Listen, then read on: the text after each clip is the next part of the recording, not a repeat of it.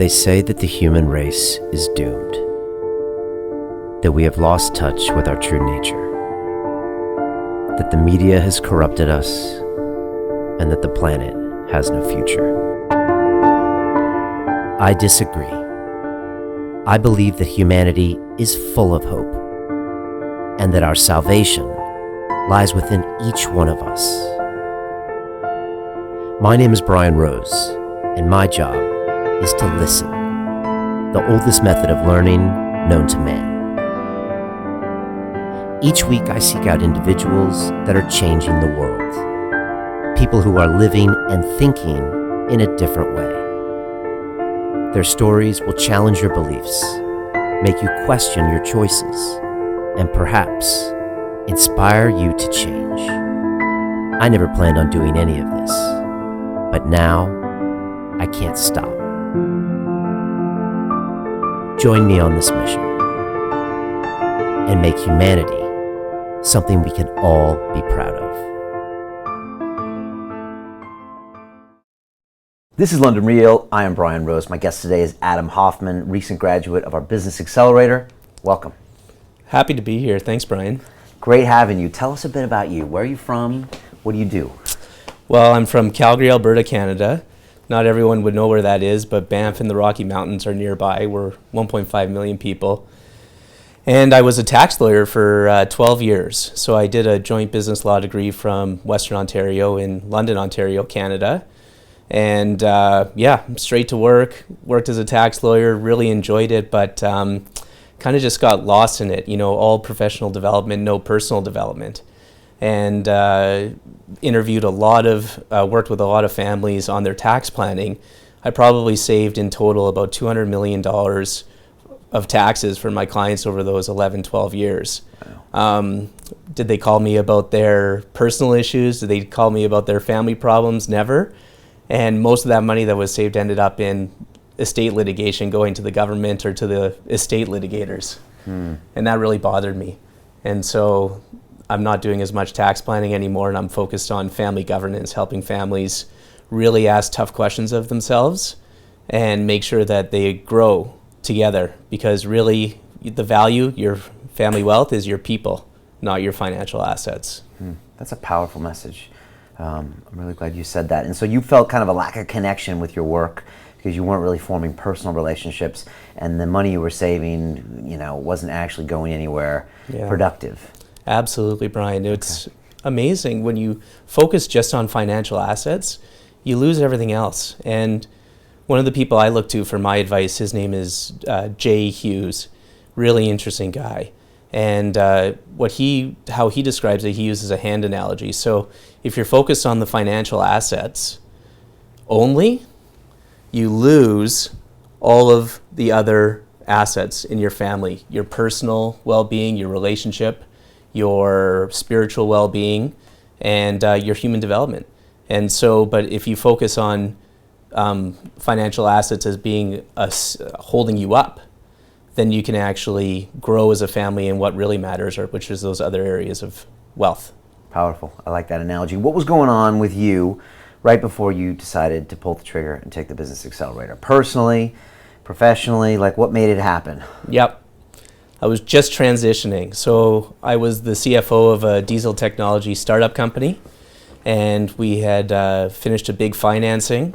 I didn't need to do the financial reporting anymore. We had solid capital in place. I went to my co-founder and said, Craig, I need to focus on something that really drives me.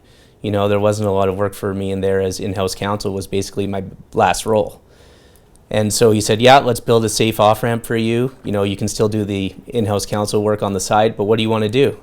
I had no idea. And it was pretty daunting. The alternative was going back to tax law, I guess. But I really dug in. I looked for values that mattered to me. And what I kept coming back to was this issue that families that have money, wealth is destructive. And if you don't find ways to mold it and make it better for your family, it can really just destroy everything. And so with that in mind, that was kind of a powerful moment for me. With that in mind, I started to shape what I wanted to do next. and I work with a family wealth coaching team now. And as I was working through that, and families of that scale, they can pay for consulting. It's not hard for them to invest in their families. But those values, those lessons, they're for every family. It's not just families with extreme wealth that can pay for consulting. And I was trying to find a way to deliver that kind of messaging that family wealth coaching can deliver to everyone. And I was playing around online. I mentioned to you right before the interview, I don't peruse YouTube like most people do that have found you. But that day I did. And I found the Business Accelerator course, and I found this ability to communicate through online courses or online videos or what have you. And it just kind of spurred that entrepreneurial side of me to say, yes, this is a way that you can deliver these messages to families without having them have to pay these big consulting fees. Okay. And that's how I ended up here. And why London Real? Why trust us? Why decide to go all in and spend your time and your money with us? I love your vests. No. It's a good start. No, it was inspirational. It was the way that you were able to deliver your messaging in that setup, as in through the webinars or through your videos, to say, listen, there's powerful value here. That was what appealed to me sort of on that first look. But I did my research, and like you've talked about many times, the accountability is where the value is. And I'm someone that needs to be held accountable. My co-founder jokes like, unless I have a deadline, nothing gets done. And the accountability from our course, the Business Accelerator, was just incredible. That community of people, your team at London Real, we really pulled together, and I figured that was where the value was, and it absolutely was. What are those first couple weeks like? You pulled the trigger, I drop you in, Facebook group, private, a lot of these people around the world, throwing video modules at you, 2 live calls a week, the accountability doc, which first probably was a little overwhelming, 10 vlogs, there's a lot going on. What's that first 2 weeks like? Yeah, it can be overwhelming if you don't understand how resistance works, and one of the first lessons of your course is understanding what resistance is and how to push through it, and any amount of effort that it takes to accomplish something in life, that's about how much resistance you're going to have to push through to get that thing accomplished. I love the nodding, because those are your words, right? It's such a beautiful statement. So true. And you've accomplished so much, and that's kind of proof. Like, think of all the resistance that you've had to go through to get there. So, the first 2 weeks were really, you guys set the table to make sure that we were ready for that much work, and it was a lot of work, but by setting the table, I think you made it really a successful platform for us to launch from. What did you struggle with? What was the hardest module for you? The hardest thing for me was actually just getting social media rolling again. I hadn't used Facebook in 10 years except for to say thanks for the birthday wishes. And to really believe that I had a message that was authentically my own and was something that people wanted to hear, I think were the hard steps for me. Like, family wealth, the idea that your people come before your money, investing in relationships, these are all powerful messages, but there are a lot of wealth coaches out there that can deliver them. I think what's unique about me and what you taught me through saying, no, this is your intellectual capital, is my circumstances. I came from a well-off family. My dad's an orthodontist. I had no need to, struggle for anything through my whole childhood. And it was a wonderful experience. And it left me in a spot where, what do you want? It was easy enough to sort of just appease the community, the circumstances around me, get best-in-class marks and get these degrees, but there was no intrinsic motivation there. And I think that the hardest part for me was realizing that my message to rising generation people is from a rising generation millennial, and that's a pretty unique thing, I think, for someone who wants to talk about wealth and how money can be quite destructive. Yeah, and with your corporate background. Right. Because there's a lot of wealth coaches out there that don't have the time that you put in. I think that gives you Yeah. cred, Yeah. your personality. I can Yeah. tell you really feel this. Yeah. That's very rare. Yeah. You know, and I feel like I was just visualizing right there if you sat me down with my family and you just looked at us in the eyes the way you just did now and said, it's about the relationships, it's about the people, it's not Yeah. about the wealth. And just to see, like, that could change the course of the family. You know, Oh, it could it's change the course of huge. everything if you It's huge, impress Brian. that, you know? Like if I sat down with Mariana and yourself, I'd be telling you like, okay, fast forward 5 or 10 years, you know, you are at that point, your kids are going to be thinking about university. What do you want them to aspire for in life? And how is your money going to support them, not dictate where they go? You know, your circumstances would be a little bit different because it's not like your children are going to be London Real. But it's the same sort of overhang that if you let the circumstances of the wealth generator dictate how you live your own life, you don't have your own dreams, you don't have your own things to aspire for. Maybe life comes too easy, so you get into a bit of an entitlement trap instead of finding gratitude and finding your own sort of ability to aspire for things on your own. So those are the kinds of conversations that families need to have of any level of wealth. And I think that it's missing in the world, and that's why it's become sort of my lifelong passion, is to say, okay, let's go out and have these conversations, because wealth is not something that should be a difficult conversation, but for whatever reason, it is. I love this. What was the community like? What are these people like? Yeah. You're going to meet, 30 of them tonight. All sorts of different kinds of people from around the world. What was the experience? The experience for me was so incredible. One of the aspects of who I am and where I came from that is difficult for me to succeed in my business is, that lawyer language, that upbringing where you're trying to sound professional. And I think that that's an awful place to be in terms of trying to convey a message. So being in a community of people that come from all walks of life, and I have to explain what I do to all of them, was incredibly powerful. There was at least 7 or 8 different ways to spin the same message that I was trying to convey, and without the community for that very particular reason, I wouldn't have been able to do so. But the accountability, Brian, was so incredible. I think it was Friday of last week or Thursday of last week, I was really in just full resistance on the webinar. I was struggling like crazy. It was 9 o'clock Mountain Standard Time, and I knew Jack Locke, who was one of my fellow accelerators, was in Europe. And I don't remember the time zones too well, but I knew it was early, and I just texted him. I'm like, Jack, I could use a conversation. And he sent me a Zoom link, and we talked. It was 4 a.m. here, and it was 9 p.m. where I was.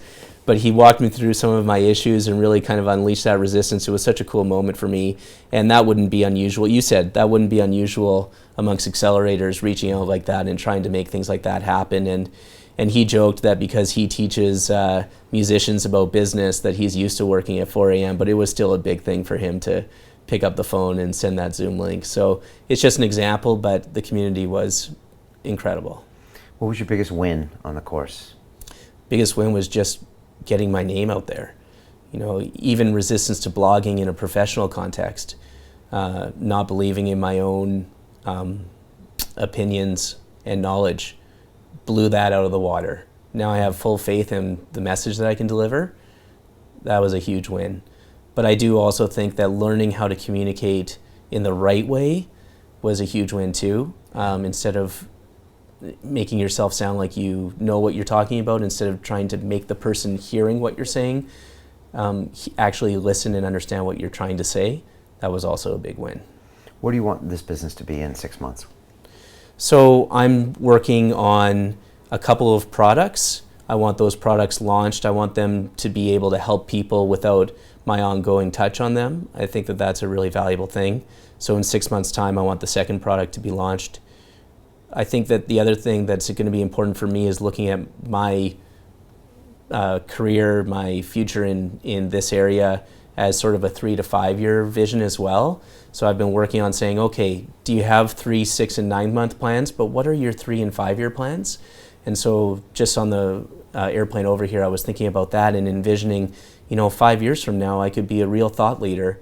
I could really be helping a lot of people. And that's a really nice perspective to have in place, knowing that these little steps, not even knowing how to blog, are small steps in a big journey. Yeah, I kind of like both. I find that when people are just starting off, 5 year or even 1 year can be short, because with a 1 year goal, if you wait till tomorrow or the next day, it doesn't really affect it. With like a 30 or 90 day goal, it's like, wow, I'm running out of time. Totally. And you're a guy that needs deadlines. Yeah. But I like the 5 year too, because you can really visualize where you can be. I love the 100 year goal. I talk about that on London Real all the time, where I have a goal that is going to exceed my lifetime. So it's not an egoic based goal. That's amazing, because the 100-year vision is kind of the starting point in a family mission statement. Interesting. One of my first products is called The Family Story, and it's the idea that if you set up your family with a very specific set of principles, then those principles can be guiding lights for multiple generations, not just the ones that you can communicate directly with. But like all things in life, the world moves quickly. So the family story and your life principles, they need to adjust. They need to be amended by the generation.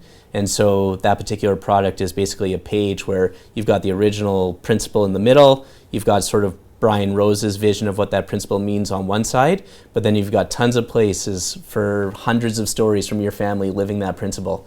And it's going to change over time. I love that. I love that product. I had some ayahuasca ceremonies recently, and I had this whole vision of building a family crest with my boys, and like getting their input and coming up with the 3 words that you could put on the crest, and actually putting the name on it, and then the animals or the symbols that we want, and actually getting it like crafted and like cast in bronze. Beautiful. And having it in different places around the house. And this is so they can believe that our family is about something.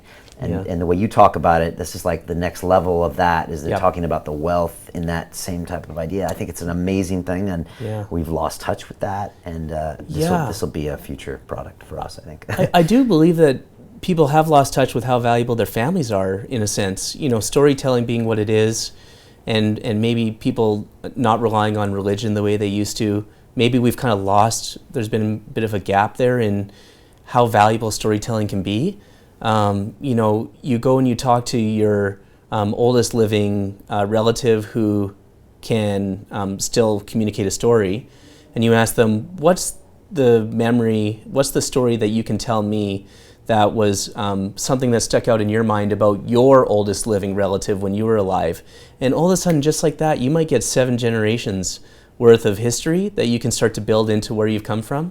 Like ending up a tax lawyer, I didn't think that entrepreneurism ran in my blood, so to speak. But then when I thought about it, both of my grandparents in Detroit were entrepreneurs. And I never really pieced that together, because we've kind of lost that art of storytelling. Yeah, it's a great observation. Yeah. I'm excited for your future products. How did you change? How's Adam different? If we went out on Old Street Roundabout here in London and bumped into the guy that didn't take this course, what's he like? He still doesn't know that his personal message is powerful. Yeah, that's what that guy is. And he's still looking for a way to deliver this family wealth consulting to everyone. And he's lost on that issue. And that's a big thing to be lost on. This is a powerful message for every family. And that was really nagging at me. So much so that I was playing around on YouTube, and that's not something I naturally do. Yeah. So the micro niche concept was big for you. Otherwise, Huge. You'd be in a jungle, not knowing where to go. Yeah, that's a big thing. Yeah, micro niche is a powerful, and a lot of resistance in the course on that. I was surprised, because if you understand how to really help 1,000 people, there's no doubt that you can figure out how to leverage that into 1 million. But getting that first 1,000 is the hardest part. So really niching in on who are the people you can really help. And for me, because of my own personal experiences, right, it's for sure rising generation, people that are looking for their own opportunity to find their own voice, coming from families of wealth. But also, I've found that it's a really powerful micro niche. Talking to sort of the family champions is the term I use, but picture the non-working family member who really lives the values, say in my case, grandma. So, like she knows exactly what everyone should be about and is willing to tell you. Those people need a platform, and the family stories are a really cool platform for them. I like it. Yeah. What would you tell someone who's watching this and wants to take the course but isn't sure if it's the right thing or the right investment of time or money? Yeah, it's both so easily. You've made it so approachable in terms of the value with the monthly payments if you can't afford to pay all up front. But I was at your webinar where you were talking about Speak to Inspire, which also looks like an incredible course. And you are so authentic about how much value you're getting for the money, and it's true. And so the value is there. If your hesitation is about the value, that's just a no-brainer. Between the accountability and the lessons that you can learn in a short period of time. But on the time thing, that's just pure resistance, right? And if you can figure out in your own mind what is stopping, like why are you saying I can't do this because I don't have time? If you can figure that out because it's not time, then you're really going to do well in the course, because that'll be one of those big resistance things in your head. In my case, self-confidence in my own vision, right, of what I think is important. And if you can figure out what that is, there's no stopping you, and you're going to click on pay right away. My new rebuttal to I don't have time is pull out your phone, delete Instagram, put the phone back in your pocket. I just gave you 5 hours a week. Yep. And so that'll be my new one. But you're right, even the clarity in your vision, or you having confidence to know that I can do this, like that's powerful. And now you kind of know where you're going. You now know how to do it. And now it's about execution. Yeah. You've got this great class behind you. You're now part of the family here at London Real. So you have these assets for life. Yep. So I don't know. It's a ton of value, Brian. And you show that confidence, like I said in the webinar. It's a no-brainer. If it fits with what you're trying to achieve, it's an absolute no-brainer. Well, thank you for saying that. I know you asked me about Mariana and me. Did you had another question you wanted to ask me? Oh, I wanted to ask you about your relationship to wealth. Great question. So you call it wealth, not money. What is the difference, first of all, in your mind between wealth and money? Oh, that's a great question. So there's an equation there. Your family wealth is three key things. It's your financial assets, call that money, and it's also your human capital and your relational capital. So your wealth as a family is made up 2/3 at least of the people that you are and the strength of your relationships. And if you put your money first, there's no way, right? And so, so I use the word wealth differently than a lot of people. In fact, I like to spell it WELLTH, because that gets to the heart of, are you actually wealthy? Are you well inside? Are you well as a family? Which is a totally different thing than money. My relationship with money is still not a healthy one. My wife and I, we still probably overspend our budget and don't have a real grasp of, what's important to spend money on and what not. But when we do spend money on ourselves and our experiences, we're happiest. So I think at least we have that part right. I love your description of wealth. I think that's really powerful. I'll be thinking about that for the next few days. I think everyone has a dysfunctional relationship with money. Yeah. We're never actually taught about money. We're not even really taught about it in school. It's ridiculous. And so we pick up bad habits by the people we watch, which are mommy and daddy. The two people that usually have completely contrasting relationships with money, almost always. Yeah. And we watch these things and it doesn't make sense, and we take up these habits, and oh my gosh. And then, say, God forbid, that you take a business course or start a business or get into some, other, then you're going to have it morphed again. And most people don't understand how dysfunctional that relationship is. And so they never examine it. Yep. It's almost like it is childhood trauma that's not examined. And guess what? It kicks into all sorts of strange addictions, behaviors, and we've seen it. Yeah. And so my own relationship started off with me dreaming of money and wanting money and running after money and pursuing money and believing money would solve all my problems, which of course it doesn't. But most people, since they never actually get the wealth they want, they never realize it doesn't actually buy happiness. Same with fame. No one ever gets as famous as they want. They don't realize that it's a ticket nowhere if you want personal well-being or even just happiness. So crazy. it's crazy. And so with me, I'm really trying to change that relationship with money. Good for you. You know, and a few of my guests have helped. Actually, Grant Cardone really helped a lot. He said some interesting things to me, and he's a guy who's Florida. He's a big guy into teaching people how to sell, and he's also a real estate investor. And he said something interesting in his book, which I found fascinating. He said, Brian, the way you spend money is the way you make money. And if you think about that for a while, it's very interesting. If you get people that are really frugal and every single cent they're trying to worry about, well, how do they make money? They probably make money in the same way, where it just barely drips in all the time because you know, it's not flowing. They have this weird relationship. And if you think about it, it makes sense. Right. Because you're not afraid to invest in yourself. The same with me. I hire the best. You know, when I want a mentor, I get the $50 billion man. Yeah. I have a guy that teaches me hand balancing classes. He's the best in London. I constantly get the best, and I pay them whatever they want. Right. Because my time is a, you know, it's More valuable than your money. It is. So if you want an hour of my time, I want the best teaching me.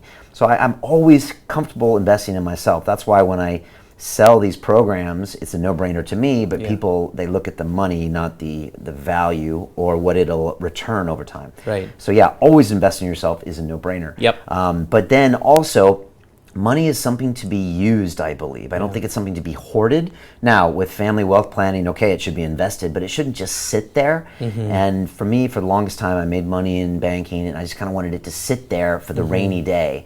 But I don't like that mentality. So I want to. Money is energy if it flows. That's what I believe. And can I jump in there just because that coming from the family wealth perspective, if you lock that into that pot, that financial asset pot, and you say it has to be invested, and you get into the mindset of okay, that means I need to hire a money manager who's going to deal with that pot, you lose sight of the fact that if you're going to make it 100 years, that financial asset pot has to also make it into your human development and your relational development. So you can lose sight of the fact that it's energy, and instead of being an energy an energy opportunity for the money manager, you can also make it an opportunity for your family to gain energy.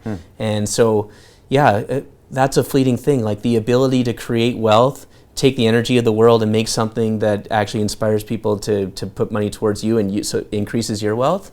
That energy being what it is, it's not going to stay together, and wealth just flitters away. So you better use it while you've got it, and make it more powerful for your family. But it's interesting, you know, some families donate it all away because they're worried about what that does in terms of entitlement for their kids. And you were joking before we started about the Warren Buffett example. Well, Warren Buffett said something to the effect of, I'm going to donate 99% of my wealth away to make sure my kids only have enough to be happy in life, which is, you know, noble, except for 1% of his wealth still puts his kids in a spot where they could be entitled and not pursuing their own dreams and not living a purposeful life.